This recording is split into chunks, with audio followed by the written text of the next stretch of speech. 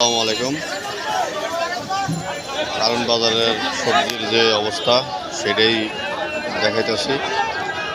এই যে লতি আমের পালা হইলো 200 টাকা, মানে এক পালায় 5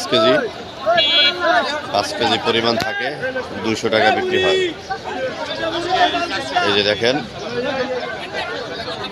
200 টাকায় বিক্রি হয় পালা। আজমের 40 টাকা কেজি পরে আর কি। এই অবস্থা কারণ বাজারের।